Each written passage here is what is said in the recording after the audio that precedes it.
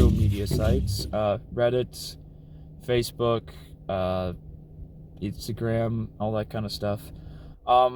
People asking what they should get to wear or what tattoo they should get to like really be a Norse pagan. Like, oh, should I wear?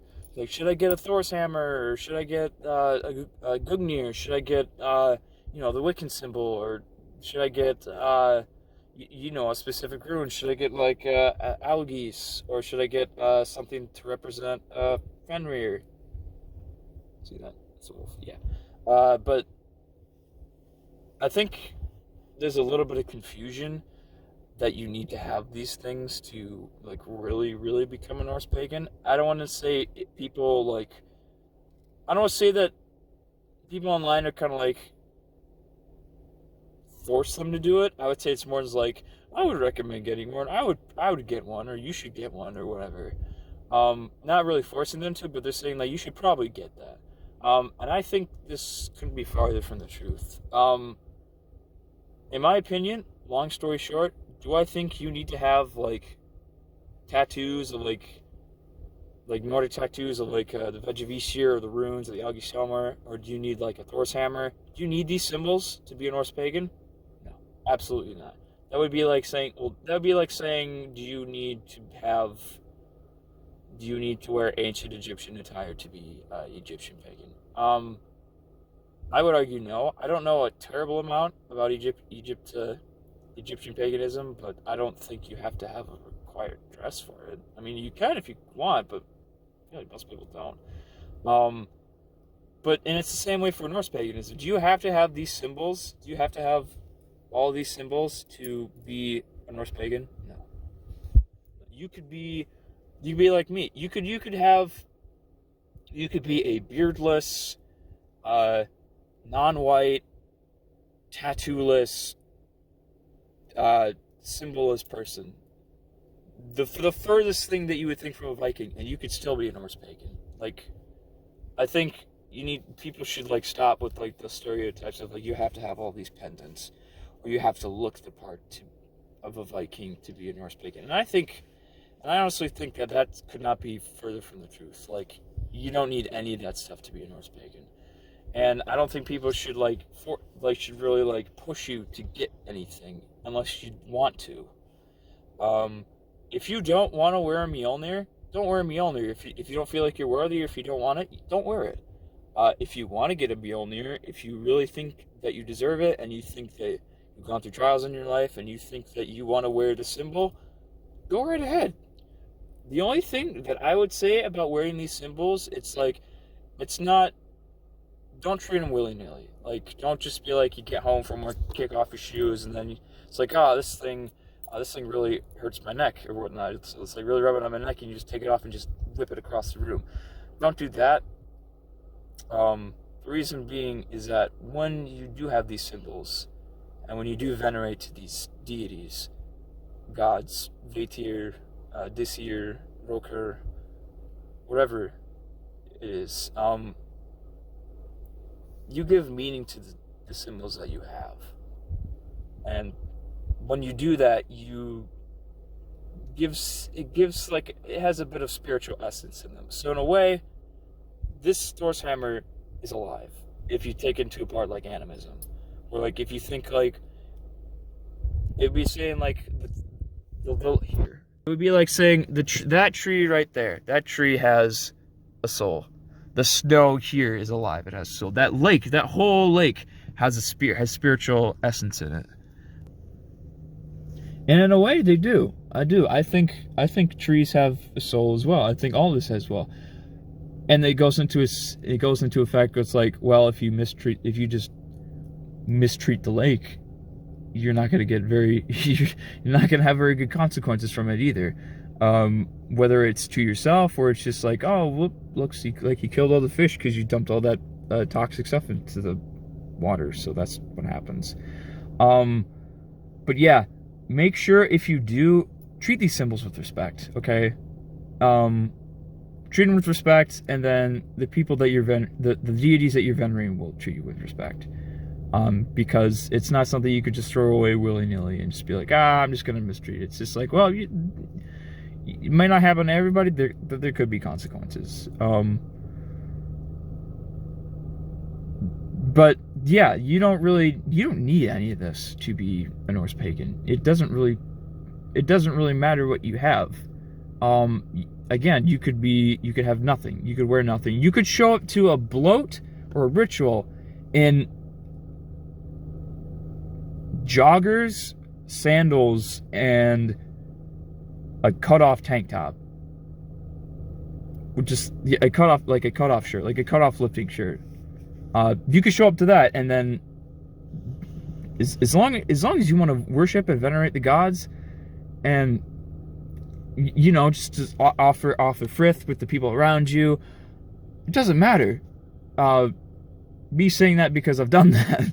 I've shown up in literally just like sweatpants and like just a cut-off t-shirt, and people really didn't give a shit. I mean, some other people did as well.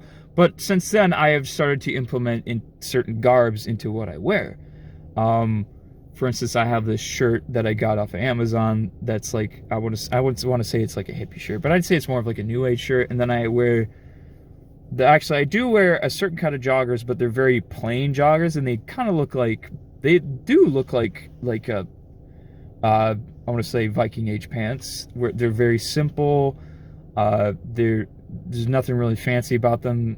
There are some pockets which they wouldn't have had, but it's whatever.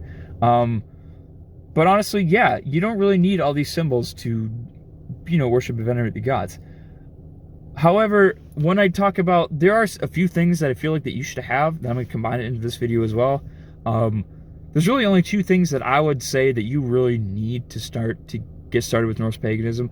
And number one is a bowl or a plate to give offerings on. It could be any bowl. It could literally be any bowl. It could be like don't have like a plastic one, because that's kind of tacky, but maybe something more like a ceramic bowl, or like a stone bowl, or like a wooden bowl, something like that. It doesn't have to be fancy, but just something like that to give offerings to. I think I feel like that's probably the number one thing you should have. Number two, I would say, is a drinking horn. Now, or something to drink out of. Do you necessarily need to have a drinking horn to really be a Norse pagan? No, you don't. For a while there, before I even had a horn, I literally went to bloats and rituals with a mason jar. Like, I literally just had a mason jar, and I just drank out of that because I didn't have a horn yet. Like they would pass the stuff around, they would pass the mead around, they would pour the mead to where like we would do like an offering or like a toast to somebody. Like I would literally just take it in a mason jar and just drink that. And everybody else had horns, so I kind of felt left out, and that's kind of why I bought one. But otherwise, if I really wanted to, I probably still could have just drank out of that mason jar, and it would have made a difference. So really, honestly, you just need a bowl to give offerings in and something to drink out of. I would recommend you probably to get a horn, just because like I feel like if you really want to, I feel like for me it helps me really venerate the gods a bit more, because you really get into that feeling of it. It's all about your personal preference. It's all about the feeling. If you feel like you really can connect to like the deities, the Vatir, and the gods just with like a mason jar, that's fine. Go ahead. But just do something that's a bit more natural. A glass, I say, would be pushing it, but like if you just have glass, I would say glass is fine. Plastic, probably not. Maybe like a stone cup or something like that, or a wooden cup, something like that, or a horn, something like that would probably work the best. As far as offerings, as far as altars, I'll make a separate video on that to kind of show you guys like what you can have on there. Do you really need your altar to be fancy? No. The altar is completely dependent on every individual person. Some people have a lot of stuff on their altar, a lot of idols and deities, like idols of deities to put on their altars and whatnot. I don't use actual like personified idols of deities or gods, because I don't think I really connect to them that way. That's why most of the stuff I have are just animal carvings of like their divine animals, which is like, I don't have a statue of Odin. I have a raven. I have a raven with green eyes, because I remember walking into the store that I saw that, and I'm like, I felt it in my gut, and I'm like, this is something Odin would want. And so then I put it on my altar. So yeah, I don't really use any. Do you need to have like specific like statues of like the gods? No, you don't. You could, like me, you could put you could like put like photographs. You could draw of them or something. You could take photographs online, print them out, put them on there. You could put you could draw them. You could make them out of clay. You can make your own stuff. Or you could put like little carvings of animals on there. That's what I do. Honestly, it really depends on you. It really depends on you. It really depends on your, how you worship, how you venerate, and how you feel closest to them, and how you think that you can really pierce the veil, so to speak. So yeah, so honestly, long story short, and all this stuff, really, it's up to the individual. It's up to the person how you practice, how you venerate. But the bottom line is, whatever it is you choose, treat it with respect, because in a way, when you choose something to use for this faith, you are essentially you view it as important. This is important to you, so treat it with respect. Whether it be a Mjolnir or just a bowl or just whatever it is, whatever you find in nature, whatever stick you use to fashion like an idol or like carve runes on it. Make sure whatever area it is you think, whatever it is, you show respect to wherever you got it from. So yeah, so that's all I got. If you have any questions, feel free to just leave them in the comments below, and I'll probably make another video separately on altars.